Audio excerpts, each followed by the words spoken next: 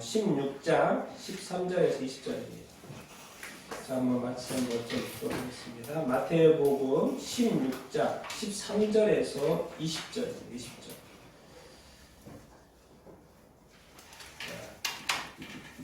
같이 한번 읽겠습니다. 마태복음 16, 우리가 너무나도 잘 아는 구절이죠. 이 베드로가 예수님에 대해서 고백하는 말씀인데요. 자, 13절부터 20절까지 다 같이 한번 읽겠습니다. 시작. 예수께서 빌립보 가이사랴 지방에 이르러 제자들에게 물어 이르시되 사람들이 인자를 누구라 하느냐 이르되 더러는 세례 요한 대려는 엘리야 어떤 이는 예레미야나 선지자 중에 하나가 하나이라. 이르시되 너희는 나를 누구라 하느냐. 시몬 베드로가 대답하여 이르되 주는 그리스도시요 살아계신 하나님의 아들이시니라. 예수께서 대답하여 이르시되 바요나 시몬아 내가 복이 있도다.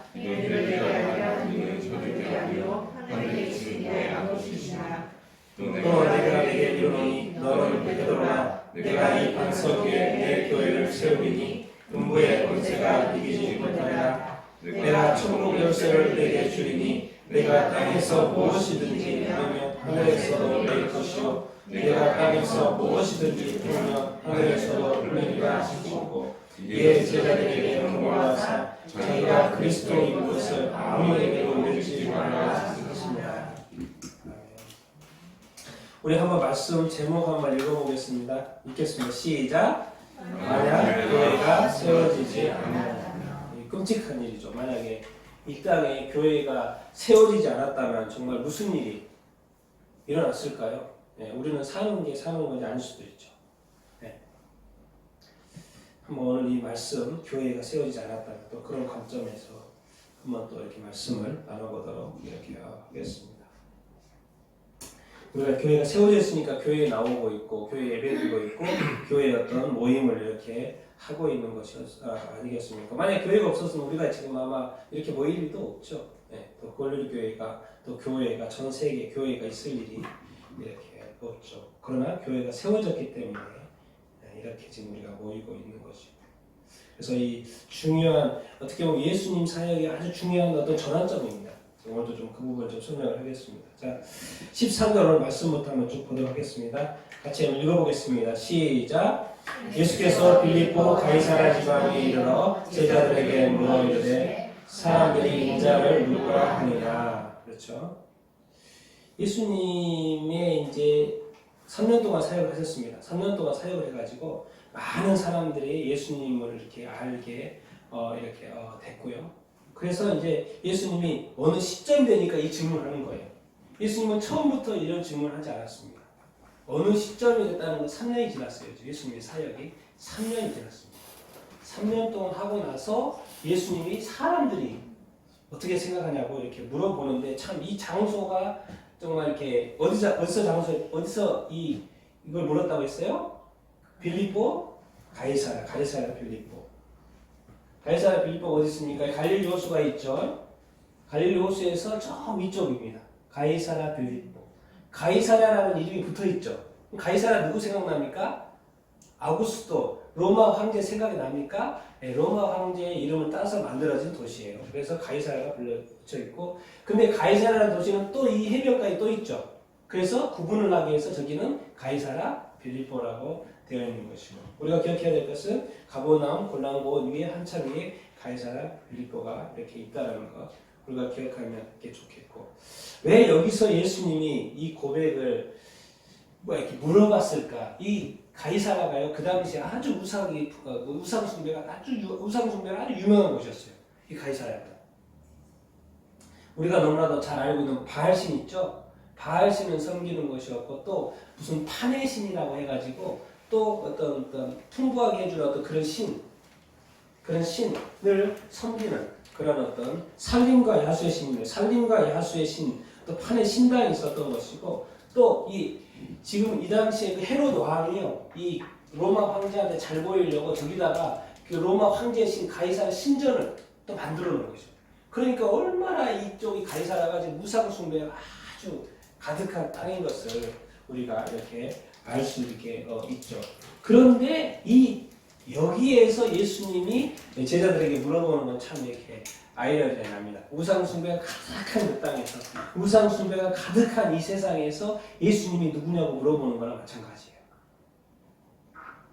그래서 이런 의미가 이렇게 있고요. 그래서 이제 사람들이 그러는 것이죠. 우리 14절 한번 읽어보겠습니다. 시작. 이르되 더러는 침례 요한, 더러는 엘리야, 어떤 이는 예레미야나 선지자 중에 하나이다. 자, 예수님이 3년 동안이나 사역을 해서 여기저기 돌아다니면서 많은 일들을 이렇게 했어요. 그러니까 예수님이 누구냐라는 정의가 돼야 되죠. 저 사람이 도대체 누구야? 어떻게 저런 일을 하지? 저런 말씀을 하시지? 뭔가 달라 보이고 기적, 지금까지 했던 모든 엄청난 기적과 이적을 행하고 말씀 계속 행하. 도대체 이분이 누구야? 세례 요한인가? 죽었던 세례 요한 다시 태어난 건가? 엘리야인가? 또 유대인들에게 엘리야는 뭐 너무나도 대단한 사람이니까 기적을 일으킨 사람이고 이 땅에 없어요. 무덤이 없어요. 그냥 하나님이 데려간 사람이고 하나님의 큰 선지자 중에 또 한 사람이 예레미야가 그 예레미야 선지자 중에 한 사람인가?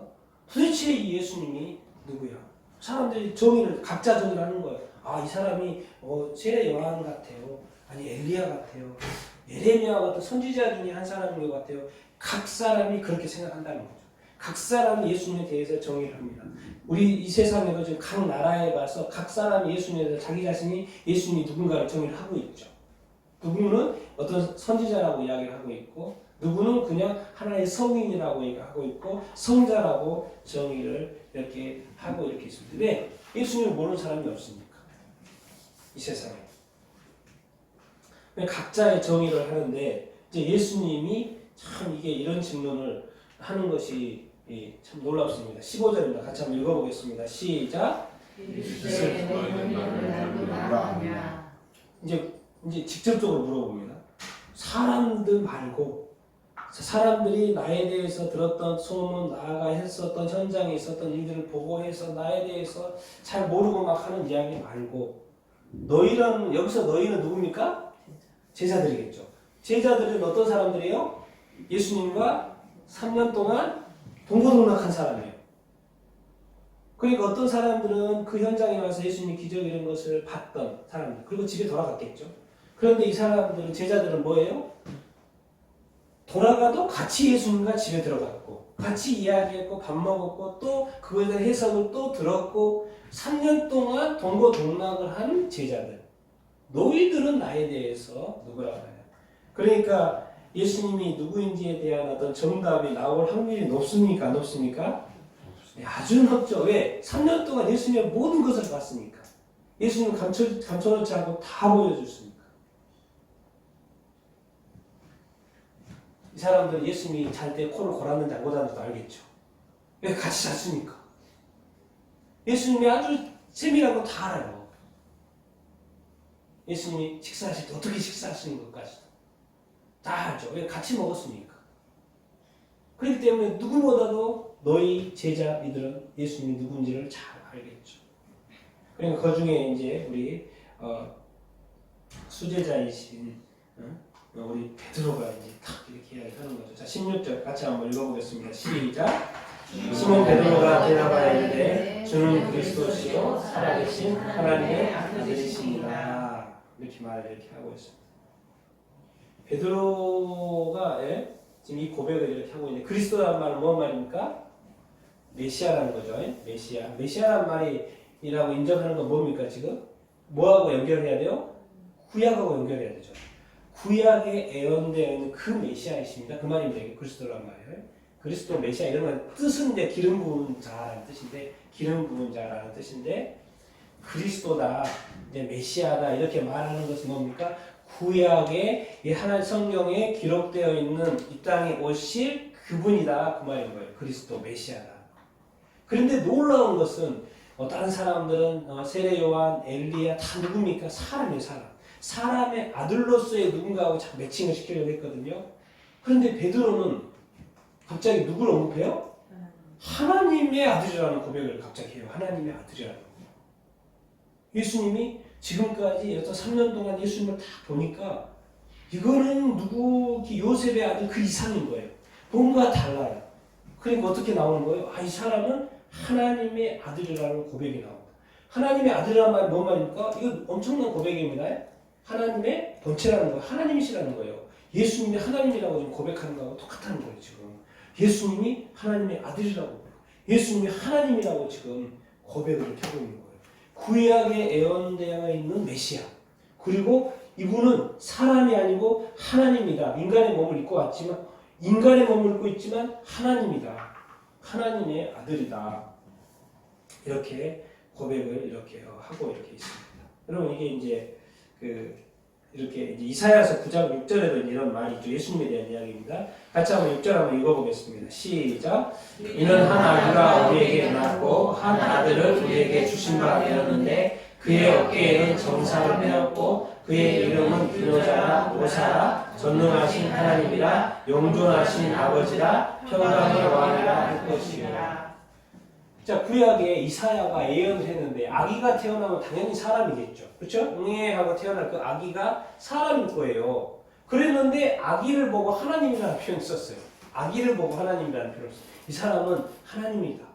전능하신 하나님이다. 그리고 영존하신 아버지다. 그리고 뭐예요? 평강의 왕이다. 지금 아기 보고 정사는 뭐예요? 정사는 뭡니까? 통치권을 가지고 있는 어떤 왕일 거라는 거예요.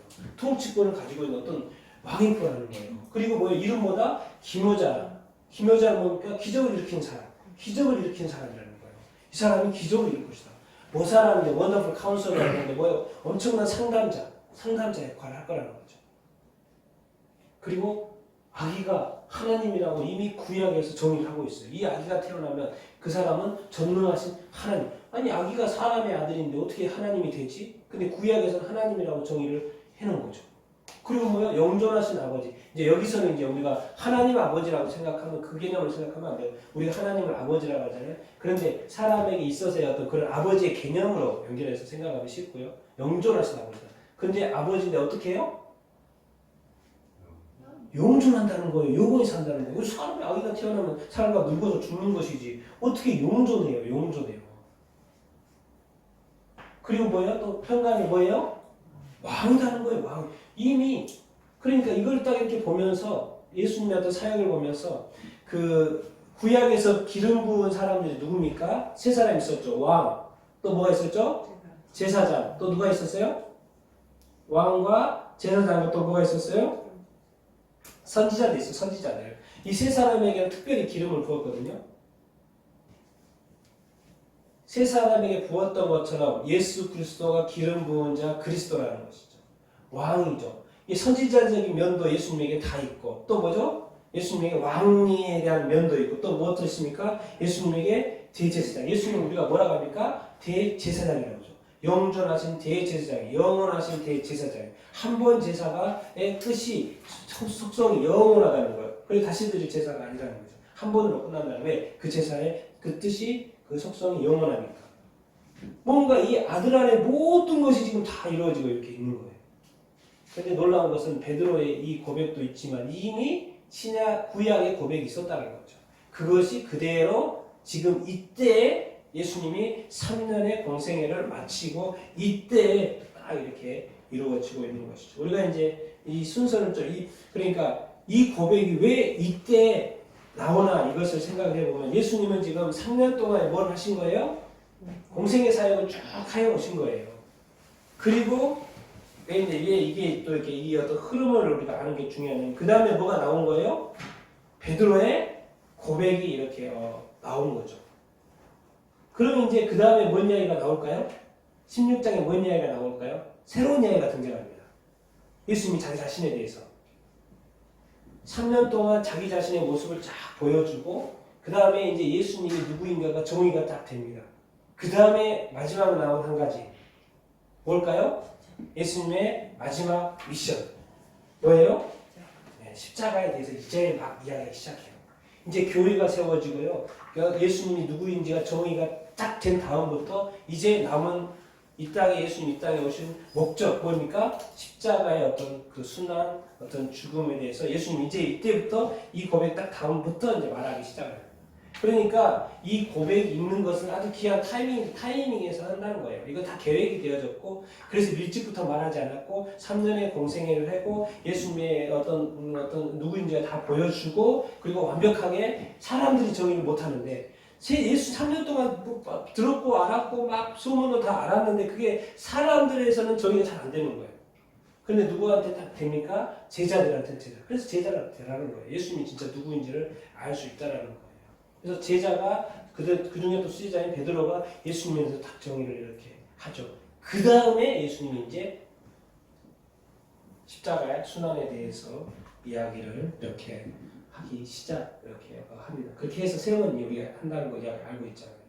그러니까 지금 이 타이밍이 아주 예수님에게 아주 잘 맞춰진 타이밍이라는 것을 우리가 이렇게 알 수 있고, 이 흐름도 우리가 알면 좋겠죠.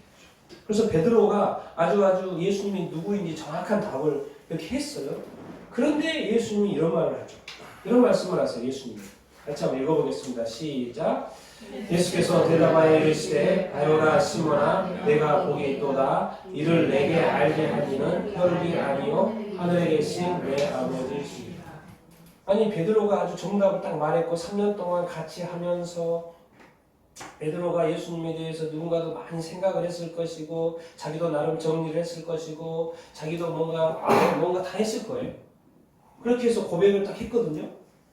그렇게 했는데 예수님은 말해요. 바요나 시몬아 이를 내게 알게 한 것은 혈육이 아니고 누구다? 하나님의 하늘에 계신 내 아버지시다. 이게 뭔 말입니까? 너는 하늘에 계시로 하나님의 계시로 이것을 알게 된 거야. 이렇게 말하는 거야. 너는 이게 고백을 이렇게 한 거야. 이렇게 말하고 있는 거예요. 베드로는 자기가 뭔가 이렇게 해서 했다고 이렇게 했는데 그 고백 가운데 누구의 인도하심이 있었다는 거예요?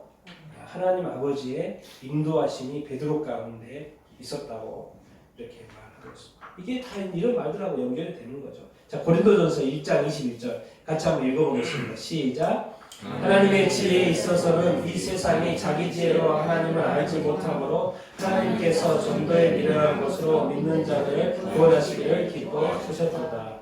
이 세상에 사람이 정말 뛰어나는데요. 정말 엄청난데 그럼에도 불구하고 많은 일들을 하면서도 이상하게 이 하나님에 대해서 예수님에 대해서 잘못된 정의를 계속 내려놓는 거예요.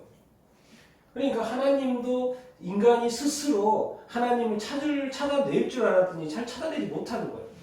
잘 찾아냈죠. 자꾸 뭐 하는 거예요? 우상 숭배하는 우상을 만들어 놓고 이렇게 절하고 그것이 하나님이라고 믿고 있는 거예요. 여러분 믿음은 진짜입니다. 그들이 믿는 믿음은 진짜예요. 잘못 믿는 것이지. 정말 그들은 진짜 그것을 신이라고 생각한다니까요.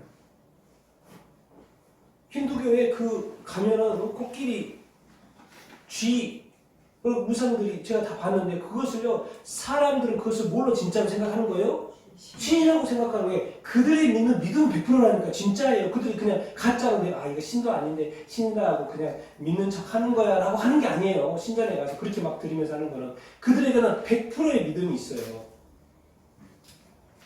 근데 그 100%의 믿음이 뭐에 대한 믿음이요? 이 가신이 아닌 것에 대한 신이 아닌 것에 대한. 그러니까 그들도 믿음이 있는 거예요. 믿음이 없는 게 아니죠. 잘못된 믿음을 가지고 이렇게 있는 것이죠. 그래서 세상도 예수님에 대한 정의가 자꾸 잘못하고 있었던 것을 베드로를 통해서 하나님께서 정확한 정의를 하게끔 해주죠. 이 사람은 내 아들이다.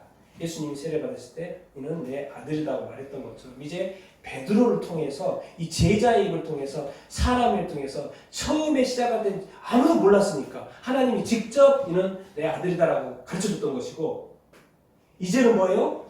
3년 동안 살게 해가지고 사람들을 느끼게 하는 거예요. 깨닫게 하는 거예요. 알게 하는 거예요. 이 사람이 누구다? 그래서 제자 입에서 스스로 나오게 하는 거예요. 뭐예요? 하나님의 아들이다. 이게 이제 하나님의 뜻이 이루어진 거죠. 하나님이 계속 하늘에서 이는 내 하나님 아들이라고 하면 이게 사람들이 믿지 않잖아요. 근데 이제 사람들의 고백 속에서 이는 나의 아들이다. 나의 하나님의 아들이다. 하나님의 아들이다가 이게 나오기 시작하는 거예요. 사람들이 이렇게 자기 지혜로 하나님을 알고 예수 그리스도가 누구인지 발견할 줄 알았지만 그게 안 되는 거예요. 그러니까 하나님도 어쩔 수 없이 이 전도에 미련한 것으로 믿는 자들을 구원하는 것처럼 이 베드로가 사실 누구보다도 예수님을 가까이 한 사람 아닙니까? 그 사람, 이 베드로를 통해 사는 또 의미가 또 있죠. 참 여러 가지 이렇게 의미가 베드로가 이렇게 고백하는 것에서는 의미가 이렇게 있습니다. 결국 뭡니까? 예수님이 누구인지를 우리가 발견해야 되는 거죠. 그러니 교회에 와보지 않고 전도를 한 번도 당해 전도를 누군가에게 받지 않고 예수님을 안다는 것은 잘못된 정의를 끊임없이 할 수 있다는 거예요. 예수님에 대해서. 그러니까 전도가 필요한 거죠. 가서 정확하게 베드로가 고백했던 예수님이 정확하게 그리스도고 뭐죠? 하나님의 아들이라는 걸 알려줘야 되는 거죠. 아는 사람이, 제자가. 그렇지 않고서는 그것을 스스로 알 수 있는 방법이 없습니다. 그래서 예수님께서는 너희는 가서 모든 민족에 가서 한번 복음을 전해야 된다. 알려준다고 말하는 거예요. 왜? 스스로는 안 된다는 거예요. 스스로는.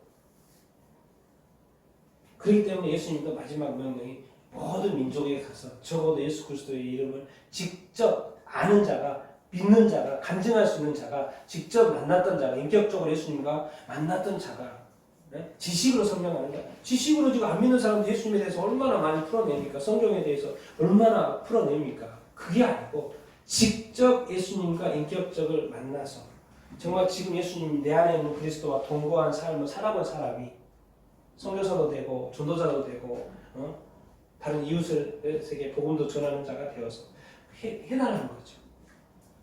그 사람 믿지 말라고. 그 사람 절대 모르는 거예요. 절대 몰라요. 아는 것 같지만 몰라요. 예수를 말해도 몰라요. 아니, 그게 아니고 해. 그거 믿음도 아니라는 거죠. 그래서 예수님은 이상하게 이런 걸 보면은 사람이 하는 것 같은데 자꾸 하나님이 했다라고 표현을 해요. 이건 하나님이 한 거예요. 베드로가 분명히 고백한 건데 하나님이 했다라고 지금 예수님이 직접 말씀하고 이렇게 있어요. 자, 이 고백, 이게 얼마나 이렇게 중요 이렇게 합니까? 그래서 이제 18절 이제 이런 이야기가 나오죠. 시작. 또 내가 내게 이르노니 너는 베드로라 내가 이 반석 위에 내 교회를 세우니 음부의 권세가 이기지 못하리라. 자, 그동안에는 뭡니까? 음부의 권세가 그동안에 이 세상에 역사하고 있었어요. 근데 사람들 몰랐죠. 그게 음부의 권세인지 몰랐어요. 근데 뭔가 어떤 힘 있는 사람들이 싸우고 이기고 점령하고 그래서 계속 끊임없는 전쟁과 이런 것들. 이 세상에서 음부의 권세가 이렇게 왕노릇하고 이렇게 있었던 그 시대에 지금까지 그 역사 속에 갑자기 베드로의 고백이 나오고 그리고 예수님이 누구인지가 정확히 정의가 되고 그리고 이제 베드로의 그 반석 위에 베드로의 이름이 반석이라는 뜻이잖아요. 그리고 내가 이 반석 위에 뭐죠? 이 고백 위에 예수가 그리스도고 하나님 아들이라는 것, 이 말씀 위에 뭘 세운다는 거예요? 교회가 세운다는 거. 자, 지금까지 음부의 권세가 활개를 쳤어요. 100%. 그랬는데 갑자기 뭐가 나온 거예요? 교회가 등장한 거예요. 교회가 등장한 거예요. 그러면 상식적으로 생각해 보세요. 음부의 권세가 있는데 교회가 세워졌어요. 그러면 교회가 음부의 권세를 공격할까요? 안 할까요? 당연히 공격해요. 그러면 음부의 권세가 교회를 공격할까요? 안 할까요? 당연히 공격해요. 그러니까 지금 이 두 개의 싸움이 이제 시작된다는 것을 우리가 이렇게 알 수 이렇게 있습니다. 사도 바울이 전도하러 갔는데 우상의 신전들이 너무 많이 세워져 있는 거예요. 그런데 바울이 가가지고 그거 다 가짜라는 거예요. 사람이 만든 신이라는 거예요. 그렇게 했니 바울을 가만히 두겠습니까? 지금까지는 음부의 권세가 그렇게 그냥 편하게 잘 먹고 잘 살고 이렇게 잘 살았는데 그게 아니라고 하는 거예요. 그러니 이 두 개의 싸움이 됩니까? 안 됩니까? 당연히 이렇게 되죠. 여러분, 이 세상에 믿음이 없는 게 아니고 잘못된 믿음이 있는 것입니다. 믿음은 항상 있었어요. 그들은 뭔가를 믿고 살았고 거기에 믿기 때문에 거기에 뭔가 어떤 믿음의 행위를 끊임없이 이렇게 했고 또 신전도 세우고 저는 정말 어떤 다른 종교의 사람이 자기의 많은 돈을 들여서 많은 그 종교의 신전을 세워주는 것을 많이 알고 있어요. 그 어떤 분도 알고 있어요. 그거 뭐 때문에 그러니까? 믿기 때문에 그런 거잖아요. 믿음이 없이는 그렇게 못하죠. 자기 재산을 바쳐서. 그런데 이제 이 베드로의 고백이 나온 다음에 갑자기 교회라는 이름이 나오고 왜? 교회는 그냥 세워진 게 아니죠. 건물 교회 세운다는 게 아니고 확실한 어떤 믿음이 있는 상황에서 올바른 믿음이 있는 상황에서 교회가 세워져야죠. 그리고 이제 공격이 시작이 된 겁니다. 그래서 이런 질문을 한번 던져볼 수 있죠. 뭐예요? 이 땅에 교회가 세워지지 않았다면 어떻게 될 것 같습니까? 음부의 권세가 이겼겠죠. 맞습니다. 그리고 우리는 어떻게 됩니까? 다 지옥 가는 거죠. 네, 음부의 권세가 너희들은 지옥 갈 거라고 말합니까? 안 하죠. 음부의 권세는 절대 우리한테 가르쳐주지 않아요. 자기들은 힘을 쓰지만 너희들은 지옥 갈 거야라고 절대 말해주지 않습니다.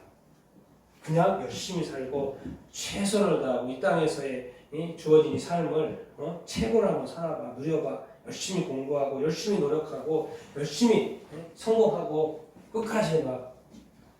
그래서 다 해봤어요. 근데 이상하게 늙어요. 힘이 빠지고 그리고 또 죽어요. 그러다 죽었더니 뭐예요? 지옥이에요. 음부의 권세가 원하는 건 뭐예요? 사람들한테 천국 이야기 안 합니다. 지옥 이야기 안 합니다. 자기 자신을 믿고 최선을 다하는 거. 이게 뭔가 이것도 문제가 있어요, 사실은. 우리 저도 자기 개발서적을 하도 많이 읽어서, 왜냐면 내 자신을 개발하고 뭔가 더, 멋진, 온전한 삶을 살기 위해서 정말 자기 개발서적을 얼마나 많이 읽었는지 모릅니다. 지금도 읽어요, 제가. 지금도 또 사가지고 이번 주에도 읽고 있어요. 왜 삶이 중요하고 제대로 사는 것이 중요하기 때문에. 그래서 제가 지금 읽고 있는 책 너무 좋더라고요. 파트 1, 4까지 있는데 이를 읽었는데. 그러니까 결국에는 이 교회가 이 숨겨진 의도, 음부의 권세를 드러내는 것이고요. 그래서 지금까지 음부의 권세가 장악하고 있는 이때 교회가 나타나서 이런 일이 있었죠. 여러분 이 영상 본 적 있습니까? 예수 그리스도의 복음이 땅끝까지 전해진 이 복음 한번 보겠습니다. 저 위에 날짜를 보고요. 이걸 보면 됩니다. 지금은 100년이잖아요. 그리스도하고 로마 제국이 있는 시대입니다. 저 하얀색이 그 교회죠. 그래가지고 지금 이제 300년대, 400년대 기독교, 이제 비잔틴 제국으로 바뀌었죠. 저 비잔틴 제국입니다. 저기가 주중에는 비잔틴 제국과 기독교가 퍼져가고 있습니다. 그 다음에 이제 600년대, 670년 이슬람이 생겼죠. 그래서 이슬람이 있고 기독교가 있고. 교회는 지금 갔다 줄었다. 그리고 지금 900년대 기독교와 비잔틴 제국과 이슬람이 계속 저렇게 있는. 교회는 끊임없이 전파되고 갑자기 이제 1200년대 몽골 제국이 있었잖아요. 몽골 제국이 한때 평정을 했었잖아요. 몽골 제국이 있었고 그것도 지나가죠. 이제 1400년대 기독교와 이슬람이 있던 그때 1500년대 종교개혁이 이제 아메리카 쪽으로 복음이 전달됐죠. 지금 아메리카 쪽으로 처음부터 있었던 게 아니죠. 아메리카 쪽으로 1800년대 기독교와 갑자기 뭐가 생깁니까? 1900년대 커뮤니즘 공산주의가 생깁니다. 2015년까지 기독교가 전 세계에 전파가 됐죠. 계속 됐던 걸 봤잖아요. 지금 전해져야 되는 게 아니고 이미 전에 2000년 동안 전해져 왔습니다. 그리고 지금의 결과가 기독교가 있고 뭐가 있어요? 이슬람이 있고 이제 뭐에서 아시아에는 중동에는 이슬람이 있고 아시아에는 뭐가 있습니까? 커뮤니즘. 여러분 이렇게 보면은 뭐겠습니까? 아니 커뮤니즘이 진짜 이 악한 마귀의 무기인 것 같아요. 무기. 마지막에 자동으로 이렇게 보여요. 지금 전 세계가 됐는데 꽉 묶고 어떻게 보면 예루살렘을 묶고 있는 이 이슬람 뭔가 이 아시아를 묶고 있는 왜? 중국 공산당 예수 믿지 못하게 교회 파괴하잖아요.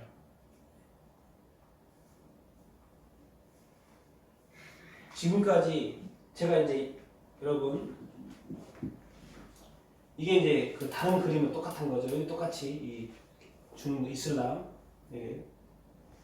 커뮤니즘이고요, 공산주의고, 힌두교 종교별로 2016, 17년도 누가 통계를 가져왔고 근데 이걸로 이제 더 하면 기독교에는 또 개신교도 있고 카톨릭도 있고 정교회도 있고 이제 러시아나 이런 동부 유럽 같은 거는 뭐죠? 정교회가 많죠. 그리고 유대교도 있고 불교도 대승불교가 있고 소승불교가 있고 라마불교가 이렇게 있죠. 힌두교도 있고 시아파도 이슬람도 시아파가 많고 수니파가 대부분이죠. 그리고 저쪽만 시아파 이렇게 되어 있고 토착 신앙 있는 데 있고 원주민들 브라질에 있는 저기 원주민들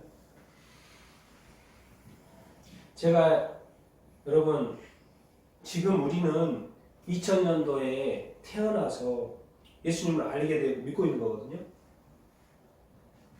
저 영상을 보면은 예수님은 이 땅에 오셔가지고 천국에 간 다음에 복음이 시작돼서 2000년 동안 주님이 복음을 전하기 위해서 지금까지 걸어온 그 주님의 애쓰신 그 어떤 선교를 위해서 복음 전도를 위해서 애쓰신 주님의 그 애씀이 여러분들은 느껴지십니까?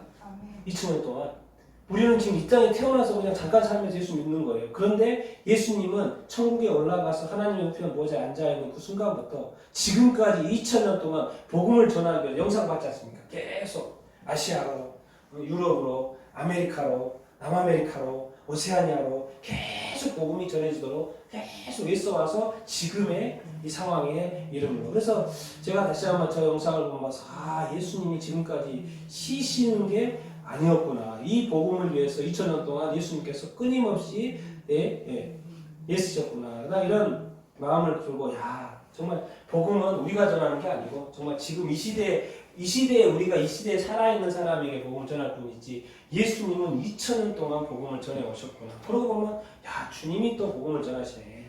주님이 교회를 세우시네. 주님이 일하시네. 주님이 사역하시네. 이런 마음이 절로 듭니다. 우리가 하는 것 같지만 또 주님이 하고 있는 것이에요. 주님은 2000년 동안 전도를 해오신 거고 2000년 동안 주님은 선교를 해와서 지금 전 세계에 예수 믿는 사람이 생겨있는 상황. 그래도 이제 이런 어떤 구조를 보면 마지막에 어떤 이슬람의 어떤 이 방해 그리고 마지막에 이 공산권의 마지막에 예수 믿지 못하게 하는 이 강해. 근데 이게 얼마나 큽니까? 동의가. 힌두교 얼마나 동의가 큽니까? 마지막 싸움이 이렇게 있는데 제가 요즘 말했잖아요. 이제 6월 달에 이 종교 때문에 하나 될 수 없는 이 세상이었어요. 복음도 다 전해졌고 이제 우리 정도 얼마 남지 않았고 그래서 종교로 뭔가 했는데 이제 종교국가만 남아있는 거예요. 큰 덩어리의 종교국가들 소수의 종교도 너무나도 많지만 있는데 그것이 이제 하나로 되겠다는 거예요. 제가 계속 이야기하고 있잖아요. 그것이 언제요? 내년에요? 아니고 언제요? 다음 달. 한번 보십시다. 어떤 일이 일어나는지. 저도 아직 다음 달에 일이 있고 계획된 일이기 때문에 실제로 일어나는지 안 하는지 이미 약속은 잡혀 있다고 하는데. 그런데 제가 이제 쭉 이렇게 공부를 해보니까 이미 매년마다 돌아다니면서 이 작업을 해왔더라고요. 그래서 이 오늘 다음 달에 그날 있는 것이지. 갑자기 우리 그냥 평화를 위해서 우리 통합합시다. 그게 아니었어요. 오랫동안 작업을 해왔더라고요. 제가 이렇게 쭉 자료들을 보니까. 그래서 어쨌든 그 열매가 지금 우리 눈앞에서 이루어져요. 우리가 기억을 해야 됩니다. 우리가 예수님께서 2000년 동안 전도를 해오셨고요. 선교를 이렇게 해오셨고 이 마지막 시대에 이제 이때에 우리 시대죠. 우리가 살아있으니까 우리 시대에 이 시대를 맡겨줘서 더 한 사람이라도 예수 믿도록 이렇게 하라는 것이고요. 그러나 실제적인 전 세계적인 지구적인 구원을 위해서는 예수님이 하셨다는 것이죠. 우리가 이 부분도 기억을 이렇게 해야 되고 기억을 이렇게 해야 됩니다. 우리가 정말 이 전도가 왜 필요한가? 우리 19절 같이 한번 읽어보겠습니다. 시작. 내가 천국 열쇠를 내게 주리니 내가 땅에서 무엇이든지 내면 하늘에서도 내릴 것이요 내가 땅에서 무엇이든지 풀면 하늘에서도 풀리게 하시고. 예수님이 교회를 딱 세운다 이야기해놓고 바로 무슨 이야기를 하냐면 천국 이야기를 해요. 그리고 지금 예수님이 지금 땅에 있거든요. 땅에 교회를 세운다는 이야기가 천국에 교회를 세우겠습니까? 그럴 일이 없죠. 땅에 교회를 세운다는 이야기를 하는 거예요. 근데 땅에 교회가 세워지는데 내 교회, 예수님의 교회죠. 예수님의 땅에 교회가 세워지는데 그게 어떻게 어디하고 연결된다? 하늘하고 연결이 된다. 제가 이제 하도 이 천국의 표현을 할 수 없어 요한계시록에 나와 있는 그걸 그냥 뭔가 표현을 하고 싶어서 이렇게 가져왔는데 뭡니까? 예, 요한계시록에 나와 있는 장면을 그린 거죠. 누군가가. 예, 그런 천사들이 있고 24장로들이 있고 하나님의 어떤 보좌가 있고 뭐 분향단도 있고 뭐 이렇게 네 짐승이 이렇게 있고 전에 본 적도 있죠. 여러분 아마 보신 분들 있는데 천국의 어떤 모습을 요한계시록에 그려놓은 것인데요. 어쨌든 지금 예수님은 지금은 지상에 있습니다. 지금 지상에 있어요. 그런데 예수님이 지상에 있으면서 천국 이야기를 하는 거예요. 천국의 열쇠. 천국하고 연결시키는 하늘과 땅이 비록 우리가 땅에 있는데 하늘에서 땅에 살지만 하늘과 연결된 삶을 산다는 것을 가르쳐주고 있죠. 우리가 이 땅에 살지만 우리 대한민국의 시민권을 가지고 있지만 천국 시민권도 우리가 가지고 있다고 이렇게 성경은 가르쳐 주지 이렇게 않습니까? 그런데 참 이 놀라운 말이에요. 천국 간다 이런 것도 있지만 천국에 뭐라고 돼 있어요? 열쇠. 열쇠는 뭡니까? 잠그기도 하고 풀기도 하고 뭔가 나를 통해서 내가 뭔가 잠그기도 하고 푼다는 거예요. 천국의 문을 열고 닫고 뭐 이런 식으로 설명을 좀 해놨어요 지금.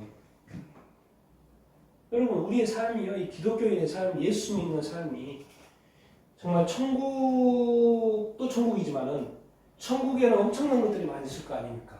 그 천국을 매이게도 하고 닫게도 하고 풀게도 한다는 이야기를 한 거예요. 이게 엄청난 이야기죠. 그러니까 이 땅의 어떤 교회라는 것은요, 이게 우리가 생각하는 그 상상 이상의 것이라는 것입니다. 우리가 이런 부분들을 좀 더 알고 산다면요, 우리가 끝까지 인내할 수 있을 것입니다. 끝까지 인내할 수 이렇게 있을 것이에요. 근데 우리가 너무 막연하게 천국에 대해서 알고 막연하게 우리가 예수 믿는 믿음에 대해서 그냥 이렇게 쉽게 이렇게 생각하고 그러지만 사실 우리가 천국을 한번 봤다고 하면 우리의 삶이 달라지겠죠. 맞습니까? 네, 완전히 달라질 거예요. 우리가 주님의 얼굴을 봤다면 우리 삶은 달라질 수밖에 없죠. 우리가 끊으려고 해도 안 됐던 그것이 예수님을 딱 봤다고 해서 얼굴 한번 봤다고 생각해 보세요. 끊을까요? 끊어지지 않을까요? 바로 끊어질 것입니다.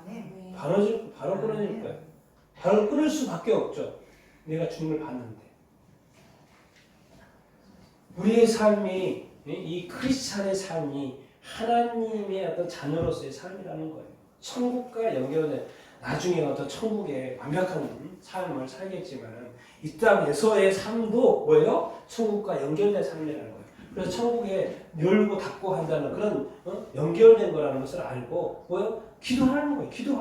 기도하고 매일 수도 있고 풀 수도 있고 닫을 수도 있고 그런 어떤 권한. 여기서 또 천주교에서는 이걸 가지고 또 이제 교황, 베드로가 뭐 첫 번째 교황이고 해가지고 천국의 열쇠를 또 베드로한테 줬고 이런 식으로 해석을 하는 이 본문이에요.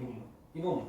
천주교에서는 그렇게 해석을 이렇게 하고 그대로 베드로의 또 사도가 교황으로 계승돼가지고 지금까지 있다 그렇게 생각을 하지만 또 우리 기독교는 그렇게 생각하지 않지 않습니까? 근데 천주교와 기독교가 갈리는 부분이 이 부분입니다. 왜 갈려야 되는지는 모르겠지만 어쨌든 갈렸어요. 이 본문에 대한 해석대로. 나중에 결과를 봐야죠. 어떻게 되는지. 주님은 오실 거고 주님은 판결하실 테니까. 그런데 어쨌든 여기서 우리가 깨달아야 될 것은 베드로의 어떤 고백. 근데 우리가 예수가 그리스도인 거 또 뭐요? 하나님의 아들이라는 우리가 고백을 했잖아요. 그리고 우리가 예수님의 교회가 됐어요. 그럼 예수님의 교회된 사람으로서 제자들로서 뭐예요? 우리는 뭘 가진 사람들이다?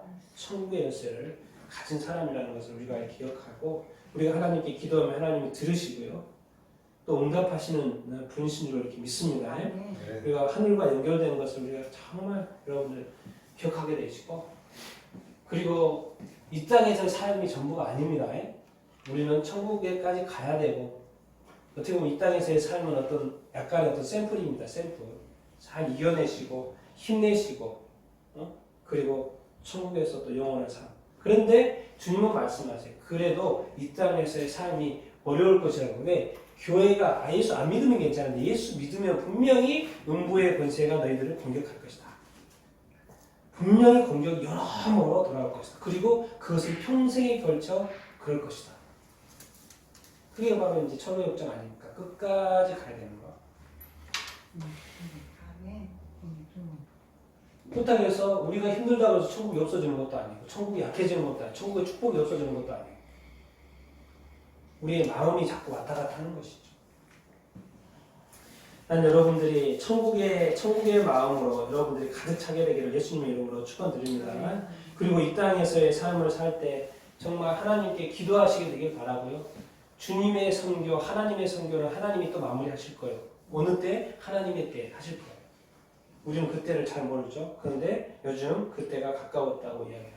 그러나 주님께서 말씀하시는 거예요. 너희들은 분명히 내가 올 때 일하는 자리에 있을 거라는 거예요.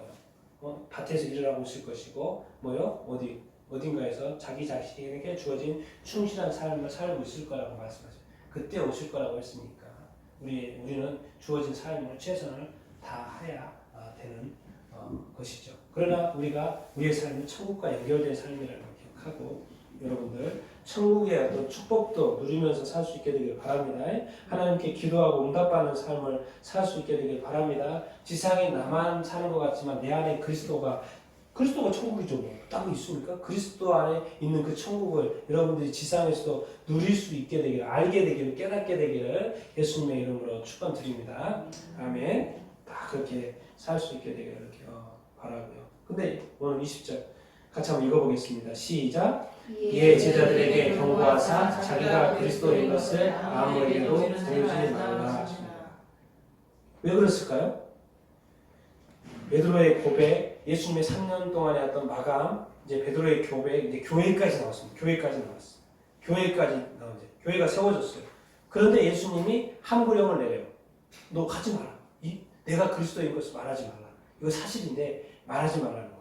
아무에게도 이르지 말라는 거예요. 왜 그랬을 것 같습니까? 아직은 뭐가 안 된 거예요? 네, 때가 안 돼요. 여러분 지금 이 보통은 이야기합니다. 예수님께서 3년의 공생애를 살았다고 했잖아요. 그리고 이 고백의 시점과 예수님이 십자가에 못 박힌 시점의 그 사이에 2개월이 있다고 말합니다. 그러니까 예수님이 십자가에 못 박히기 전 2개월 전에 이 고백이 나온 거예요. 그리고 2개월 후에 예수님께서 십자가에 못 박힌다고 보통은 이렇게 이야기를 이렇게 합니다. 그러니까 예수님도 지금 자기 자신의 때가 거의 다 됐다는 거예요. 왜? 3년의 공생을 마쳤고 이제 2개월이면 자기 자신이 십자가에 못 박혀 죽으시는 것을 예수님은 알고 계시죠. 그런데 이상하게 함구령을 하고 있어요. 근데 왜 그럴까요? 보통은 이렇게 이야기합니다. 지금 유대인들은 예수님에 대해서 그 당시에 로마의 통치를 받고 있고 그렇기 때문에 유대인이 기다리는 메시아는 어떤 메시아인 거예요? 네, 왕이고 정치적인 메시아인 거예요. 근데 다 예수님이 정말 놀라운 기적도 베풀고 막 하니까 예수님에 대한 기대가 엄청나게 기대치가 올라갔어요. 저 사람을 왕으로 세워야 되겠다. 저 사람이 우리를 구해줄 정치적인 메시아다라고 끊임없이 사람들은 생각을 하고 있었어요. 그런데 이상하게 예수님은 조용. 나는 그것 때문에 온 게 아니야. 나는 그것 때문에 온 게 아니야. 나는 그것 때문에 온 게 아니야.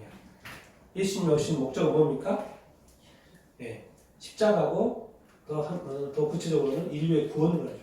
구원자로 오신 거. 근데 갑자기 여기서 예수님이 왕으로 세워져 버리고, 그 예수님이 막 이렇게 이래가지고 로마를 무찌르 버리고 이런 식으로 사람들이 막 추대해가지고 임금 돼버리면 안 되지 않습니까? 아마 지금이라도 달려와가지고요 이 사람을 예수님을 왕으로 세우려고 할 사람들이 아마 어마어마하게 있었을 거예요. 근데 예수님은 조용.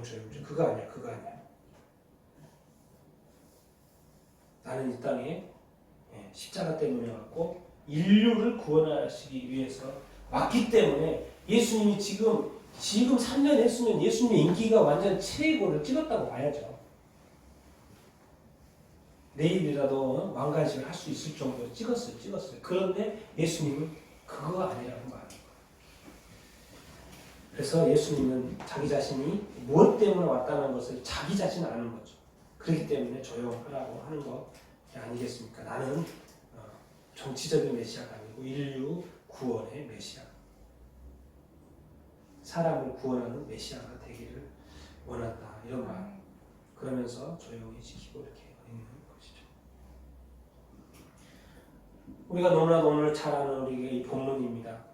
예수님께서는 우리를 뭐로 세우시기 원하는 거예요? 교회로 세우기를 원하시고 주님의 제자로 세우기를 원하시고 우리가 지금 21세기 이 주님 이 시대의 마지막 끝자락에 예수님을 믿고 있으니 얼마나 정말 감사합니까?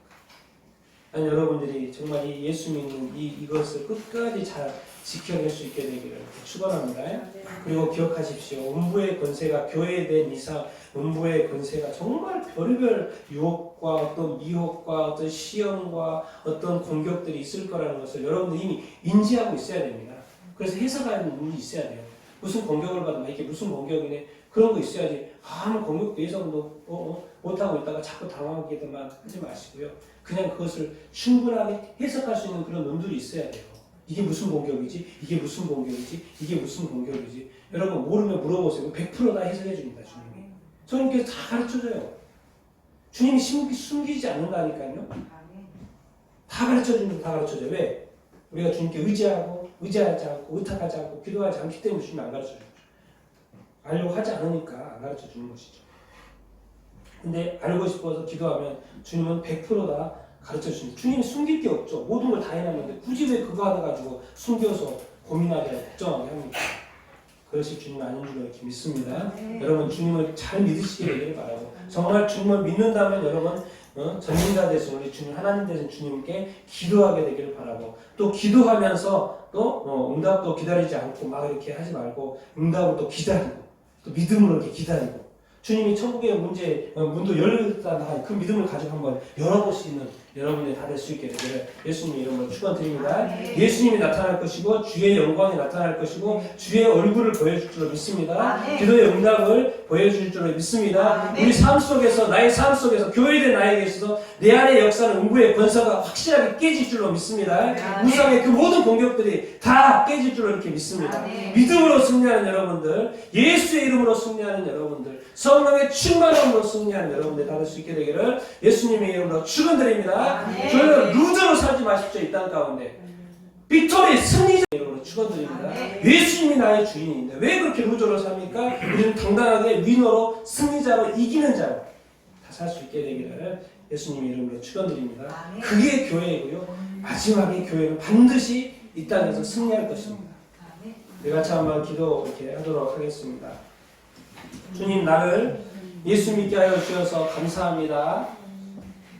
정말 이 구원의 이 감격 우리가 또 내 안에서 사그러드는 이 구원의 감격 다시 한번 새롭게 하여 주시고 불을 지펴 주시고 온전케 하여 주셔서 우리 믿는 이 믿음이 천국 가는 믿음이고 영원한 것이고 아직도 맛보지 못한 놀라운 것들이 이 시작에 불과한다는 이 믿음 예수 믿음 끝까지 잘 지키게 해 주시옵시고 이 땅에서 교회로서 살아갈 때 제자로서 살아갈 때 정말 이렇게 루저가 되지 않고 실패가 되지 않고 지는 자가 되지 않고 이기는 자의 삶을 주님 살게 하여 주시옵소서. 이 땅에서 지옥과 같은 삶을 사는 것이 아니라 천국과 같은 삶을 사는 내 자신이 되게 하여 주시옵소서. 내가 다시 한번 우리의 교회됨에 다시 한번 감사드리고 다시 한번 그 교회됨으로 승리자가 될 수 있도록 다시 한번 기도하도록 하겠습니다. 우리 주여 한번 외치고 기도하시겠습니다.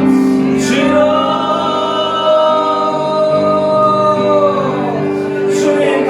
우리가 너무나도 잘 아는 본문이지만 다시 한번 우리가 이 말씀의 본문을 보면서 주님이 교회를 세우시고 이 선동과의 공생의 그 결말이 주님이 세우고자 하는 공생의 그 결말이 교회를 세우게 하는 것이라는 것을 다시 한번 깨닫게 하시고 알게 해주시고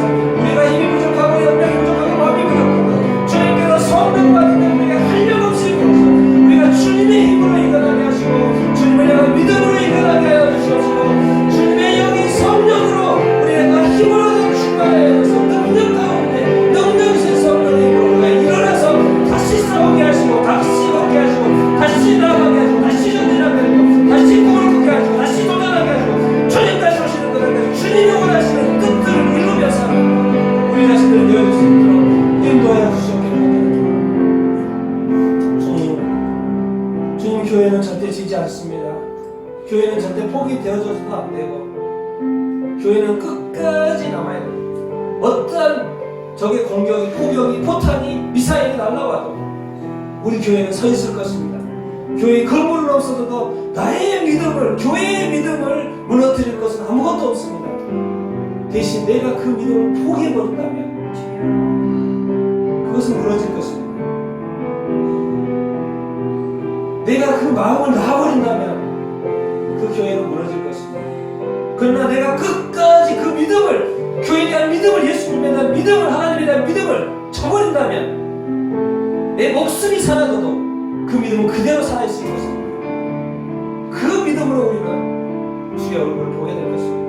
주여, 우리의 마음을, 우리의 믿음을 다시 한번 새롭게 하여 주시옵소서. 그 믿음이라고 우리의 마음속에 있습니다. 우리의 마음을 다시 한번 새롭게 하여 주시옵소서. 끝까지 이기게 하시고, 끝까지 견디게 하시고, 끝까지 인내하게 하시고, 이 믿음이 진짜라면 끝까지 한번 싸워보고 버텨보고 이겨내고 주님 만나는 그날까지, 주님 다시 오시는 그날 이제 가까워졌어. 끝까지 승리하는 믿음 지키는 우리가 다 되어 있어. 비록 삶은 지옥 같다, 어둡고 힘들고 공격 가운데 있다, 공격을 받고 있다, 마음의 천국, 평강, 희락, 그런 마음을 우리에게 회복시켜 주시옵소서. 성령님, 우리의 마음을 주장하여 주시옵소서. 하나님께서 우리에게 주시고자 원하는 것은 재앙이 아니고 평안이라는 거 말씀하시는 거죠. 희망이고 소망인 줄 믿습니다. 다시 일어나게 하시고 다시 전진하게 하여 주시옵소서. 다시 한번 우리를 교회 되게 하시고 교회 나오게 하시고 또 이렇게 예배하게 하시는 거에 다시 한번 감사 찬양 영광을 드립니다. 다시 이 땅에 교회를 세우시고 주 예수 그리스도 이름으로 기도드리옵나이다.